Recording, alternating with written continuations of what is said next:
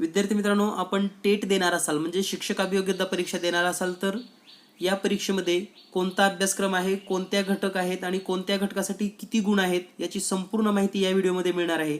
त्याचबरोबर गणित 30 गुण आणि बुद्धिमत्ता 80 गुण यांची तयारी कशी करावी, यांचे घटक कोणते आहेत पाहूयात लगेच.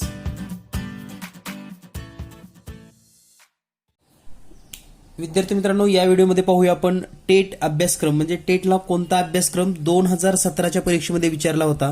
म्हणजे यापूर्वी जी टेट परीक्षा झालेली आहे 2017 त्यामध्ये ज्या पद्धतीनं वेटेज होतं प्रत्येक विषयाला त्यामध्ये मानसिक क्षमता चाचणी म्हणजे या ठिकाणी बुद्धिमत्ता हा घटक 80 प्रश्नासाठी विचारला गेलेला आहे.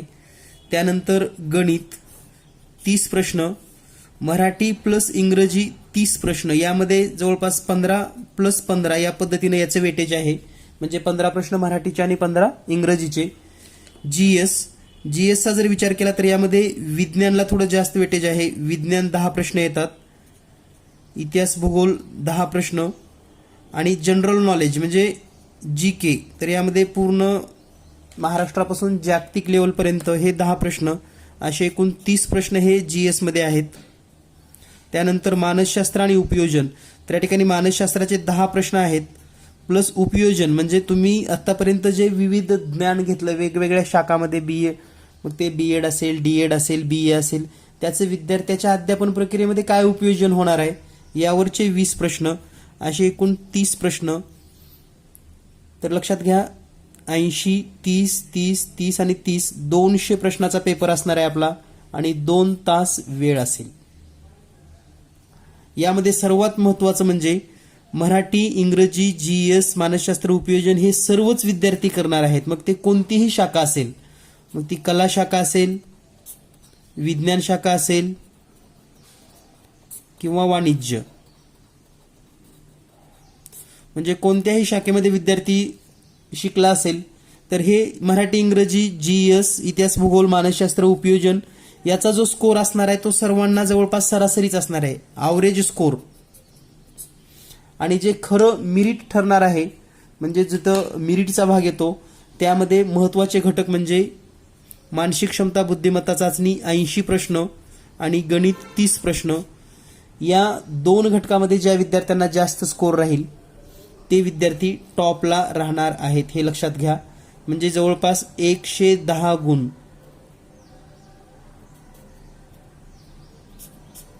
ऐंशी आणि 30 110 गुण हे खूप महत्वाचे आहेत स्कोरिंगसाठी, कारण या तिन्ही विषयामध्ये ॲव्हरेज सर्वांनाच सेम राहणार आहे, खूप असा मोठा डिफरन्स पडणार नाही. परंतु खरा डिफरन्स पडणार आहे तो म्हणजे मानसिक क्षमता चाचणी आणि गणित या विषयामध्ये.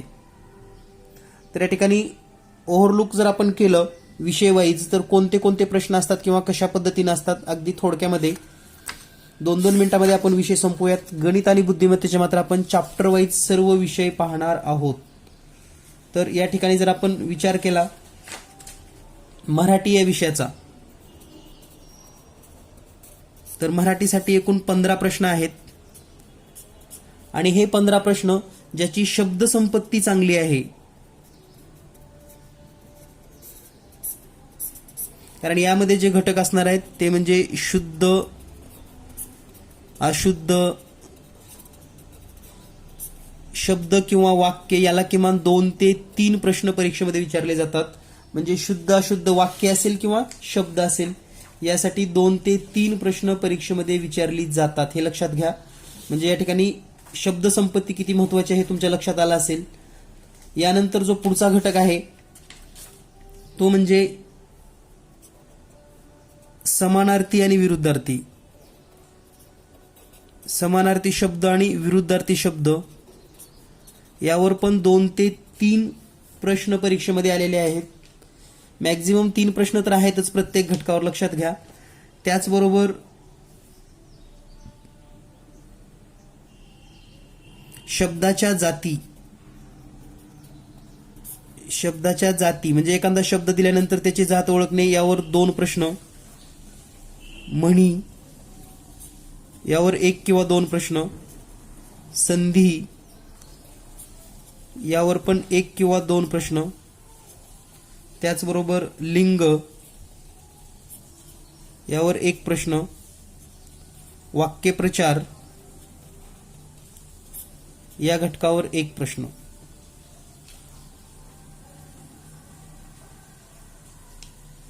त्यानंतर जोड शब्द म्हणजे जे शब्द हा भाग आहे लक्षात घ्या, समानार्थी शब्द, अशुद्ध शब्द या संपत्तीवर म्हणजे शब्द संपत्तीवर किमान 7 ते 8 प्रश्न आहेत. एकूण 15 पैकीचा जर आपण विचार केला तर हे आपण मराठीचं पाहिलेलं आहे. यानंतर पाहूया आपण इंग्रजीचा जर विचार केला तर इंग्लिशमध्ये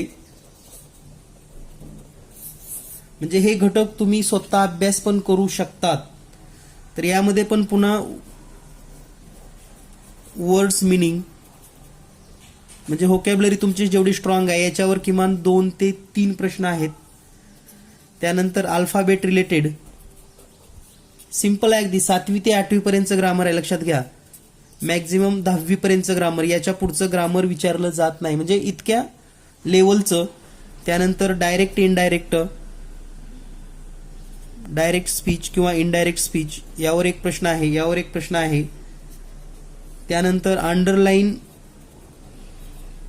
अंडरलाईन वर्ड मिनिंग यावर मात्र 3 ते 4 प्रश्न आलेत. म्हणजे असे वाक्य दिले त्याच्यामध्ये काही एक वर्ड किंवा 2 वर्डला असे अंडरलाईन केले आणि त्याचा मिनिंग आपल्याला शोधायचा आहे. त्याचबरोबर प्रोवर्ब, त्यानंतर करेक्ट स्पेलिंग,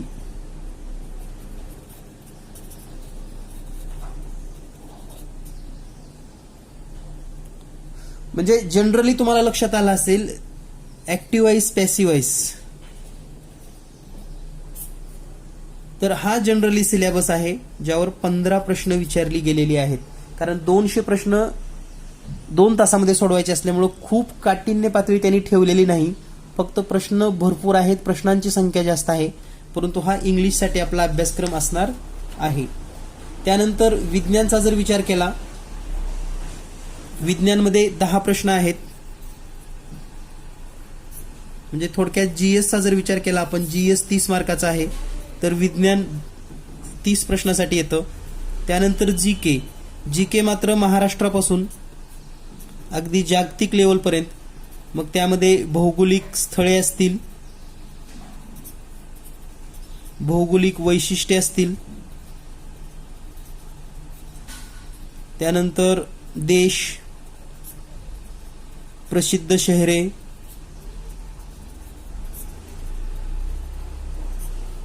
पुरस्कार,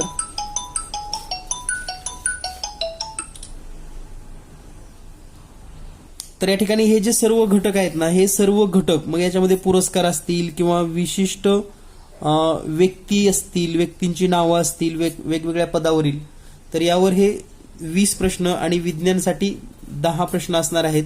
दोन्ही मिळून 30 गुण या घटकासाठी राहणार आहेत. यानंतर आपण पुढचा जर घटक पाहिला तर यामध्ये बालमानसशास्त्र आणि उपयोजन,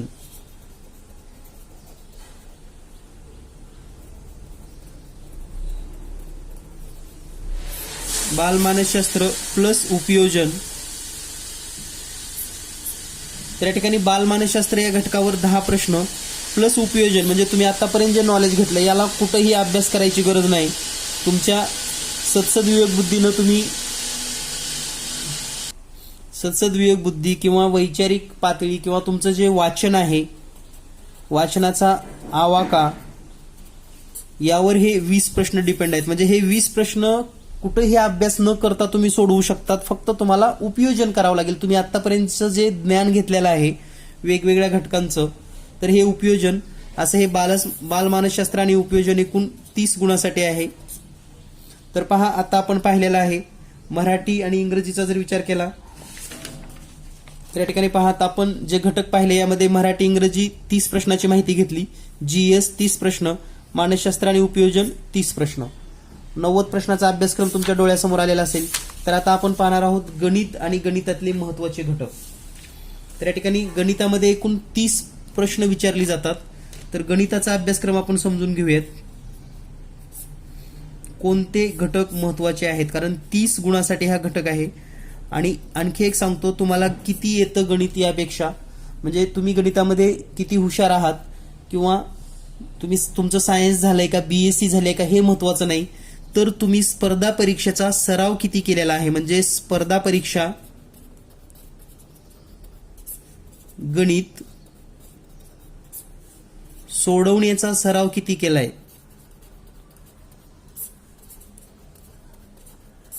म्हणजे मला या ठिकाणी सांगायचं आहे, एखादा सायन्स किंवा BSc BEd जरी व्यक्ती असेल, पण जर स्पर्धा परीक्षेचे गणिताचा सराव नसेल तर त्यांना सुद्धा गणित अवघड जातं. आणि एखादा आर्टचा जरी विद्यार्थी असेल आणि तो सातत्यानं सरावामध्ये असेल, म्हणजे वेगवेगळ्या स्पर्धा परीक्षा देत असेल, भले मग ती पोलीस भरती असेल, तलाठी असेल, ग्रामसेवक असेल, MPSCचे असतील, जो स्पर्धा परीक्षेचा देतो तो आर्टचा सुद्धा विद्यार्थी गणित अगदी फास्ट सोडवतो, कारण त्याला गणिताच्या ट्रिक्स माहिती आहेत आणि सराव हा सगळ्यात महत्त्वाचा. त्यामुळे तुमचा जर सराव चांगला असेल तर नक्कीच तुम्हाला गणिताला पैकीच्या पैकी मार्क मिळणार आहेत. तर या गणितामध्ये कोणते कोणते विषय असणार आहेत हे आपण समजून घेऊयात. तर यामध्ये या ठिकाणी आता जनरली डायरेक्ट विषय मी या ठिकाणी देणार आहे. जसं की आता काल निर्णय जर असेल,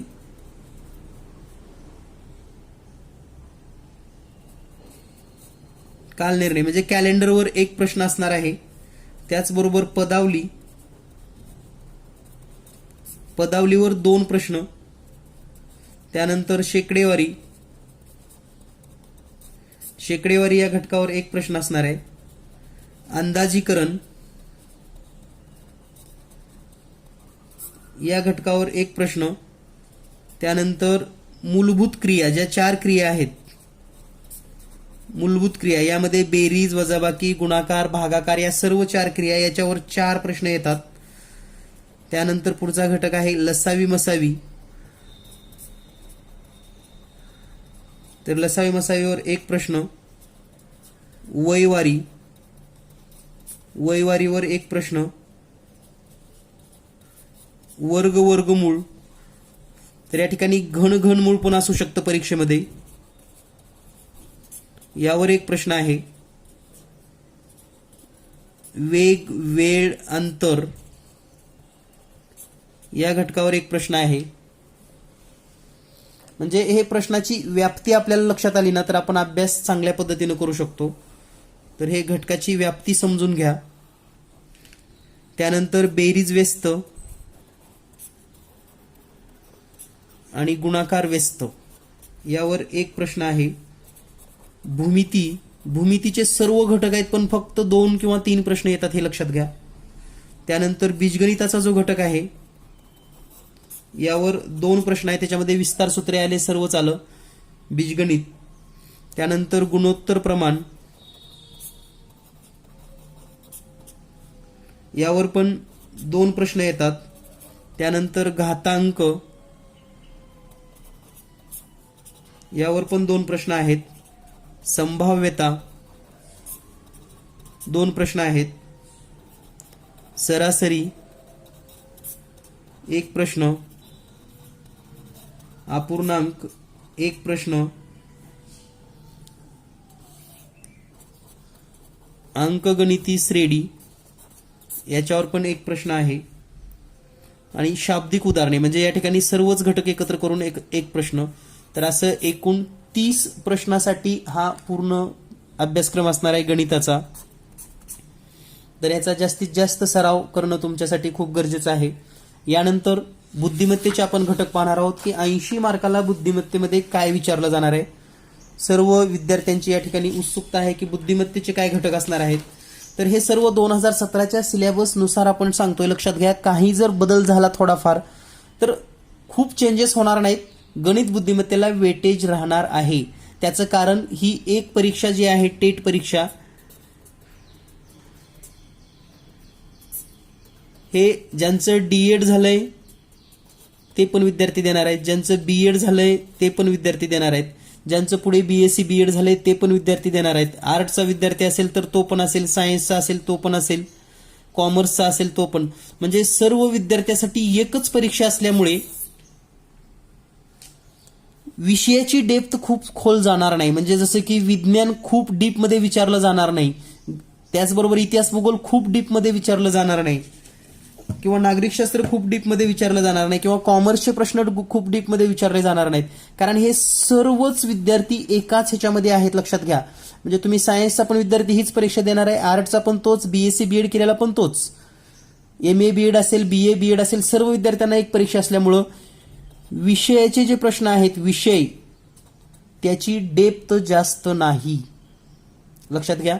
त्यामुळे जर काठिण्य पातळी वाढवायची असेल तर त्यांना बुद्धिमत्ता आणि गणित हा 50% अभ्यासक्रम ठेवणं गरजेचंच आहे, आणि त्यातूनच मग आपलं सिलेक्शन होऊ शकतं.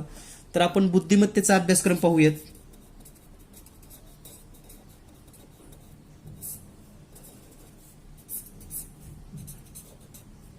तर बुद्धिमत्तेच्या अभ्यासक्रमामध्ये सगळ्यात महत्वाचं जे आहे तो घटक म्हणजे तार्किक प्रश्न,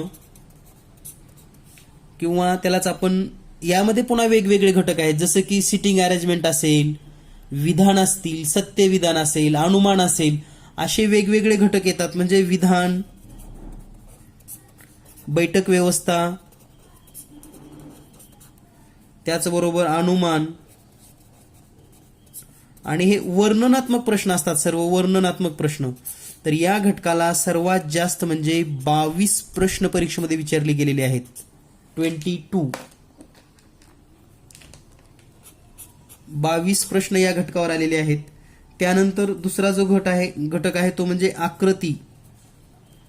आकृत्यांचा जर एकत्रित विचार केला आपण, आकृत्या, मग त्यामध्ये क्रमानं येणाऱ्या आकृत्या, पाण्यातील आकृत्या, त्याचबरोबर आरशातील आकृती, किंवा योग्य क्रमाने येणारी आकृती, आकृतीचा भाग, अशा टोटल एकूण जर आकृत्या पाहिल्या आपण तर आकृतीवर किमान 10 प्रश्न परीक्षेमध्ये विचारलेले आहेत. म्हणजे आकृत्यांच्या प्रश्नांचा सराव किती महत्वाचा आहे तुम्हाला लक्षात येईल. तर या ठिकाणी मी त्याचा प्रकार तोंडी सांगतोय, परंतु हे 10 प्रश्न या प्रकारामध्ये असणार आहेत. त्यानंतर तिसरा जो घटक आहे तो म्हणजे सांकेतिक भाषा. आता यामध्ये पण पुन्हा भरपूर वेगवेगळ्या सांकेतिक भाषा आहेत. अंकाची आहे, चिन्हांची सांकेतिक भाषा आहे, शाब्दिक सांकेतिक भाषा आहे, त्याचबरोबर अल्फाबेटची सांकेतिक भाषा आहे. तर असे सर्व म्हणजे या सांकेतिक भाषेचा विचार केला तर किमान 5 प्रश्न या परीक्षेमध्ये आहेत. यानंतर चौथा घटक म्हणजे अक्षर मालिका. आता अक्षर मालिकामध्ये वेगवेगळे घटक आहेत. म्हणजे क्रमानं येणारं अक्षर, चुकीचं अक्षर, त्यानंतर सहसंबंधांचं अक्षर. म्हणजे अक्षर मालिकेमध्ये म्हणजे जिथं अक्षर मालिका येते, अल्फाबेट्स येतात, त्याच्याशी रिलेटेड पुन्हा 5 ते 6 प्रकारचे प्रश्न आहेत. आणि हा पण घटक जवळपास 8 गुणांसाठी परीक्षेमध्ये विचारला जाईल किंवा गेलेला आहे. यानंतर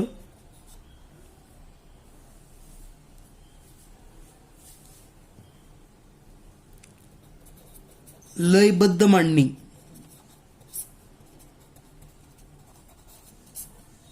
यावर 2 प्रश्न आहेत. त्यानंतर संख्या ज्ञान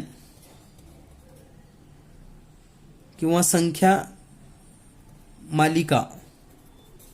आता या ठिकाणी तुम्हाला जर संख्यांचं चांगलं नॉलेज असेल तर क्रमाने येणाऱ्या संख्या, चुकीच्या संख्या, संख्याचा सहसंबंध, त्याचबरोबर संख्याशी संबंधित प्रश्न, तर असे किमान 8 प्रश्न परीक्षेमध्ये विचारले गेलेले आहेत. तर पहा, तार्किक प्रश्न 22, आकृत्यावरचे 10, 32, आणि हे 5 37, 8 45, आणि हे 10 55. म्हणजे इथपर्यंत 55 मार्काचे हे घटक तुमच्या लक्षात आलेले आहेत. आता यानंतर पुढचे घटक पाहूयात आपण. यानंतर जे पुढील घटक आहेत यामध्ये आता 1 किंवा 2 मार्कालाच घटक आहेत, परंतु भरपूर असे घटक आहेत. यामध्ये घडी किंवा घडणी, घडी किंवा घडणी हे 2 ते 3 मार्काला येतं. त्यानंतर घटनाक्रम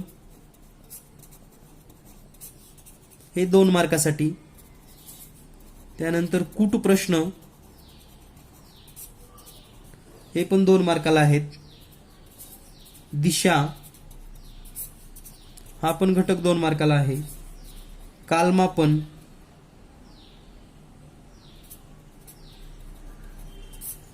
हा पण घटक 2 मार्कासाठी आहे. त्यानंतर शाब्दिक सहसंबंध,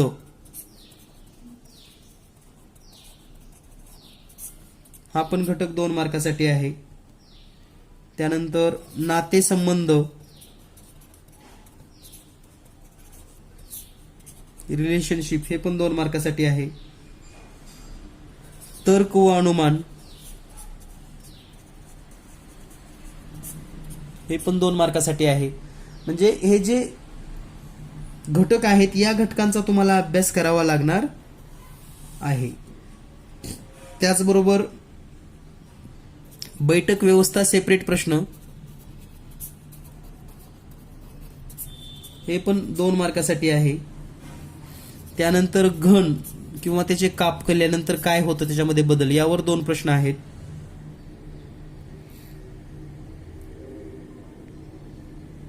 तर हे जे घटक आपण जर पाहिले आणि त्यानंतर कूट प्रश्न शाब्दिक, यावर 2 प्रश्न आहेत. त्यानंतर वेन आकृतीवर 2 प्रश्न आहेत. आणि जनरल बुद्धिमत्ता म्हणजे यामध्ये वेगवेगळे घटक एकत्र केले जातात, तर हे 2 मार्कासाठी आहेत. तर या प्रकारे हे 25 ते 30 प्रश्न विचारली जातात. म्हणजे तुम्हाला लक्षात आलं असेल की बुद्धिमत्तेचे कोणते घटक आहेत. तर या पद्धतीनं तुम्हाला अभ्यास करावा लागणार आहे किंवा याचा सराव करावा लागणार आहे. ज्या विद्यार्थ्यांना क्लास जॉईन करायचा आहे, आपण स्पेशल 110 गुणाची तयारी, 110 गुण म्हणजेच गणित आणि बुद्धिमत्ता,